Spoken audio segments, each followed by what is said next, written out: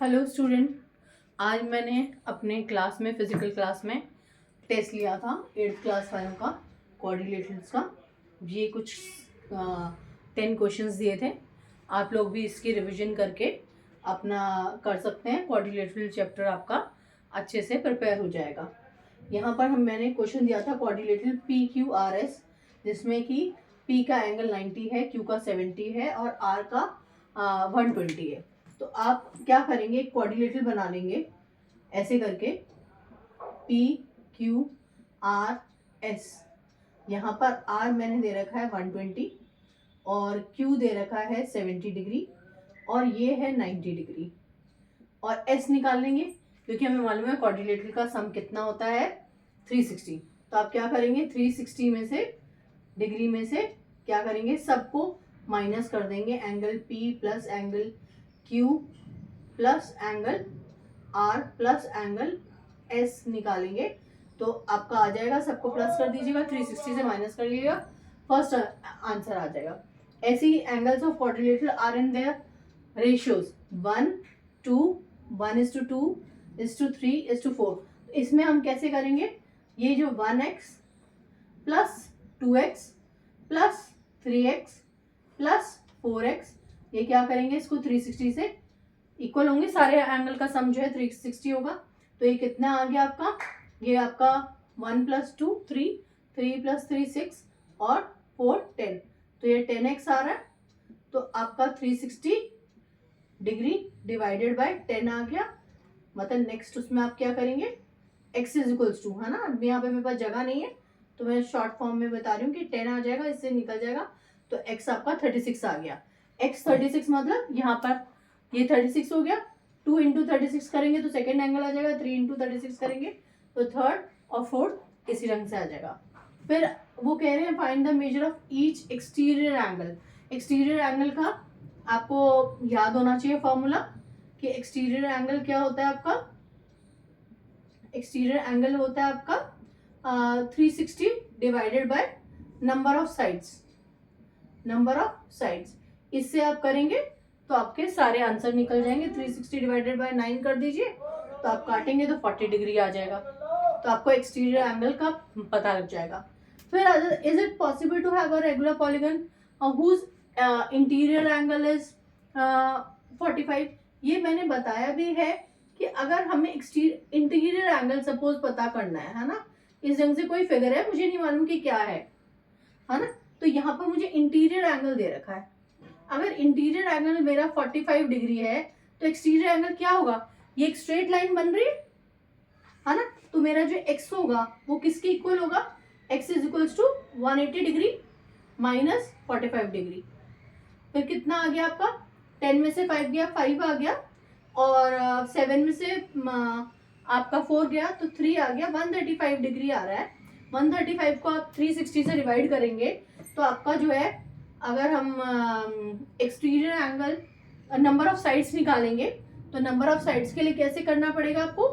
Number of side के लिए formula वो क्या होता है आपका, नंबर ऑफ साइड निकालने के लिए आप 360 डिवाइडेड बाय 135 कर देंगे, जो एक्सटीरियर एंगल होता है ना, उससे करेंगे। तो यहाँ पर आप देखेंगे 360 से हो नहीं रहा है, तो इसका मतलब कोई रेगुलर पॉलीगन नहीं मिलेगा। रेगुलर पॉलीगन मैंने सब पहले समझाया हुआ है कि रेगुलर जिसकी सब साइड्स इक्वल होती है। तो ये जो है फ्रैक्शन में आ जाएगा आपका समथिंग, तो डेसिमल में आएगा तो नहीं होगी कोई साइड। फिर find the measure of each interior angle of a regular hexagon. Hexagon मतलब 6 साइड हो, तो इसमें डाल दीजिए 6 माइनस, यहाँ पे ईच एंगल बोला है ना, एक एंगल का पूछा है। तो 6 में से 2 माइनस करिए, 4 आ गया। 4 को 180 से 180 है और नीचे भी आपका 6 ही है, तो 6 और 4 कट जाएगा। 6 और 4 कटेंगे। अगर सपोज करिए मैं इसको करके यहाँ दिखा देती हूँ कि हेक्सागन है, मतलब 6 - 2 × 180 है, अपॉन में 6 है, तो 6 से इधर ही काट दीजिए, ये 30 आ जाएगा। 4 को 30 से मल्टीप्लाई कर दीजिए, 4 को मल्टीप्लाई कर दीजिए 30 से।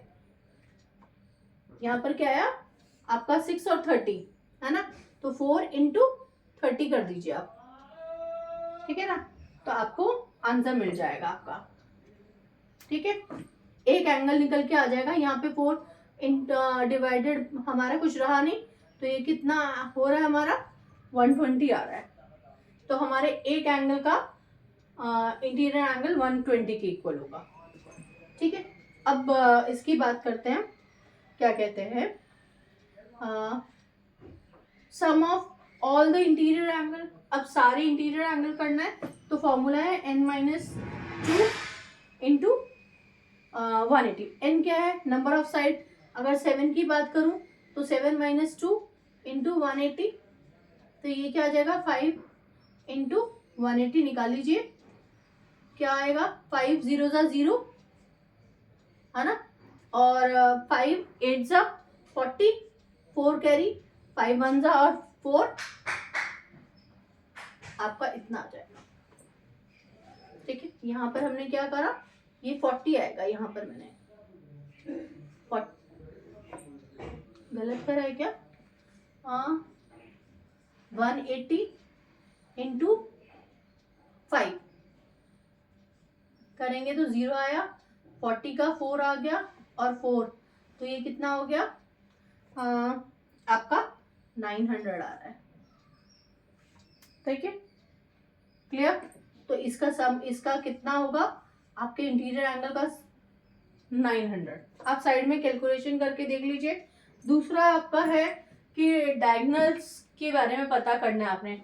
डायगोनल्स का बच्चों को नहीं आ रहा था तो मैंने यहाँ पर उनको हिंट दे दी थी कि नंबर ऑफ डायगोनल्स कर रहा है, पेंटागन है, तो ये क्या होगा x, इसका फॉर्मूला होता है नंबर ऑफ डायगोनल्स के लिए x और ब्रैकेट में x - 3 अपॉन में 2। तो x हमारा, अगर डेकागन का समझाया था मैंने, डेकागन के बारे में, जो कि मैंने यहाँ दे रखा है कि 10 डिवाइडेड बाय 2, तो 10 और 2 को काट देंगे 5 आ जाएगा, और 10 में से 3 गया 7, 5 इंटू 7 दैट इज 35। तो नंबर ऑफ डायगोनल्स डेकागन में कितने होंगे आपके 35 होंगे। ठीक है, यहाँ x पता करना, ये सिंपल ही है कि क्वाड्रिलेटरल का सम हमें मालूम है 360 है, इन सब को ऐड कर देंगे, 360 में से माइनस कर देंगे तो x आ जाएगा। ऐसे ये क्वेश्चन है थोड़ा बढ़िया। तो इसमें क्या करना है आपने, ये एक स्ट्रेट लाइन है, 60 डिग्री दे रखा है एक्सटीरियर, तो हम 180 में से क्या करेंगे, 60 को माइनस कर लेंगे, तो ये आ जाएगा आपका 120। ये वाला हमारा कितना आ जाएगा 120 आ जाएगा, और 50 दूसरा निकालें, 180 में से 50 माइनस करा तो आंसर आ गया आपका क्या कहते हैं 130 डिग्री। ठीक है, तो हमें ये सारे पता लग गया। इसके लिए हमें इंटीरियर एंगल पता होना चाहिए, कितनी साइड है, 1 2 3 4 5। तो अब क्या करें, 5 का हम पेंटागन की बात करें, पेंटागन के सम, ये वाला क्वेश्चन जो था कि सम ऑफ इंटीरियर एंगल, इससे आप निकाल लेंगे। 5 साइड है तो n-2 इंटू 180 डिग्री लगाएंगे इसमें, तो ये कितना आ गया 5 - 2 दैट इज, करके इसको कर देंगे हम 3 से मल्टीप्लाई कर देंगे 180 को, तो कितना आ जाएगा आपका, आंसर क्या होगा आपका, कितना हुआ 24 टू 5, आपका 540 डिग्री आ रहा है sum of all interior angle of a pentagon. अब इन क्या करना है, ये 540 में से आपने सबको ऐड करके माइनस कर देना है, 50 degree plus x plus x plus 120 degree plus क्या निकाला था 130 डिग्री, इन सबको प्लस कर देंगे, 2x आ जाएगा। सब नंबर को आप उस तरफ ले जाएंगे और 2 से बाद में डिवाइड कर देंगे तो x की वैल्यू आ जाएगी। यहाँ पर आपने क्या करना है, इसमें x और y निकालना है। ये अगर मेरा पैरेललोग्राम है और डायगोनल एक दूसरे को बाइसेक्ट कर रही है, बाइसेक्ट मतलब इक्वल हाफ में डिवाइड कर रही है, तो मैं क्या करूँगी 20 इज इक्वल्स टू, ये वाले पार्ट के इक्वल होगा, ये वाला पार्ट इसके इक्वल है, तो क्या मैं 20 is equals to y plus 7 ले सकती हूँ। इससे मेरा y निकल जाएगा 13, उसको मैं इसमें पुट कर दूंगी तो मेरा x भी निकल जाएगा। अब यहाँ ये डायगोनल्स के बारे में बात हो रही है, रोम्बस का, ये बच्चों को नहीं आ रहा था तो मैंने एक फिगर बना दिया था उनके लिए कि भाई अब आप पाइथागोरस थ्योरम लगा करके कर लीजिए। अगर ये वाला समझिए कि 16 सेंटीमीटर है और ये वाली 30 सेंटीमीटर है, तो अगर ये बाइसेक्ट कर रहा है इसका मतलब क्या हो गया, ये वाला आपका 8 हो गया, ये वाला 8 हो गया, ये 15 हो गया और ये भी 15 हो गया। अब मुझे 8 और 15 मिल गया है, तो क्या मैं AD निकाल लूंगी पाइथागोरस से? पाइथागोरस थ्योरम के अकॉर्डिंग क्या हो जाएगा, AD का स्क्वायर किसके इक्वल हो जाएगा, AO के स्क्वायर के इक्वल प्लस OD के स्क्वायर के इक्वल।